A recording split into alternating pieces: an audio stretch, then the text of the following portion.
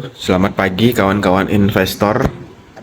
Kali ini kita akan bahas ada kurang lebih tentang zero sum game dalam pasar saham, pasar modal Indonesia. Jadi dalam dunia apapun ya, dunia kita sehari-hari itu selalu ada dua sisi mata uang. Kalau istilah orang tetua-tetua yang ada di Bali itu namanya Rua Bineda. Kalau di China itu Yin dan Yang. Kalau di Eropa itu dualitas ya, selalu ada dua sisi. Begitu juga di saham. Di saham apakah itu zero sum game? Bisa iya, bisa tidak. Kita ambil contoh misalnya ini saham BBCA. Sebelumnya untuk zero sum game itu adalah ada yang rugi dari transaksi itu dan ada yang diuntungkan ya. Yang satu menang, yang satu kalah, itu zero sum game. Dan tentunya siapa yang kalah, tentunya pasti yang retail, kebanyakan retail yang kalah. Dan siapa yang menang, tentunya kebanyakan adalah yang big money-nya ya, smart money-nya kebanyakan menang. Oke, contoh di saham BBCA, saya ambil dari data Stockbit ya ini, dan ini bukan ajakan untuk menjual beli saham ya, disclaimer on. Jadi di saham BBCA year to date ya, ketika Anda mulai investasi di awal tahun, porto Anda itu akan minus 13,18%. Nah, jadi kalau Anda jual sekarang berarti Anda kalah. Nah, kalah siapa yang menang? Yang menang adalah orang yang bisa take profit dari penjualan Anda. Ya, itu zero sum game. Kemudian kita lanjut ke setahun. Oh sorry, kita lanjut ke setahun. Jika Anda memegang saham BBCA selama setahun, Anda malah rugi 18,05% jika Anda jual. Ya. Jadi jika bahkan dalam jangka waktu 1 tahun pun bisa seperti ini.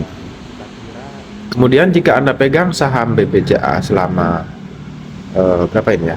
3 tahun, itu Anda profit 14,29%. Ya dibagi 3 tahun berarti Anda profit kira-kira 4%-an per tahun ya. Ya masih bagus lah sesuai dengan bunga deposito. Nah, kemudian jika kita lihat selama 5 tahun Anda keep saham BBCA, itu Anda bisa untung 36,92% selama 5 tahun ya. Berarti per tahunnya itu kurang lebih 7%-an ya. Di atas bunga deposito sudah duit Anda ya.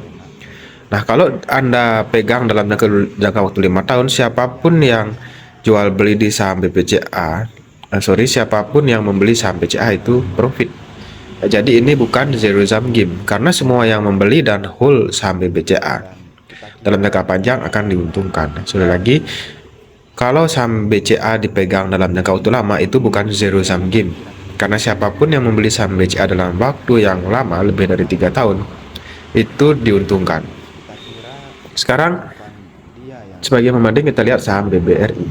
Saham BBRI year to date-nya jika Anda mulai di awal tahun Anda ruginya sedikit 3,92%.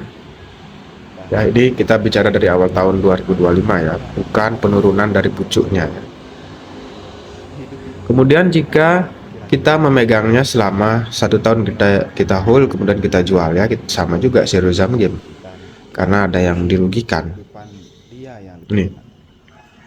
Kemudian bahkan ruginya 17,99%. Jika kita pegang saham BBRI selama 3 tahun itu merah, itu minus 10,9%. Tapi jika kita pegang saham BBRI selama 5 tahun itu kita bisa mendapatkan floating gain itu 28,78% selama 5 tahun. Berarti kurang lebih 6%-an, seperti 7%-an selama berapa ya, 4 ya, 4,5%-an selama 5 tahun ya, masih jauh di bawah BBCA dalam jangka waktu lama ya. Ini pun jika kita pegang sampai BRI dalam jangka waktu lama itu juga semuanya diuntungkan ya. Oke, demikianlah kurang lebih pola pikir zero sum game. Jadi apakah di saham itu ada zero sum game-nya? Harus diakui dan harus jujur mengakui bahwa memang ada di saham itu zero sum game. Ibaratnya dua sisi kehidupan, di saham pun juga sama, ada dua sisi yang berbeda ya. Jadi saham bisa serial game, bisa juga tidak.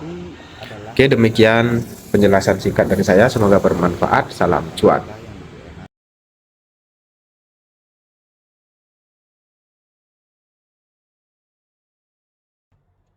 Hidup itu adalah kira-kira. Dia kira kehidupan kita yang lebih enak, dan kita kira kehidupan dia yang lebih enak.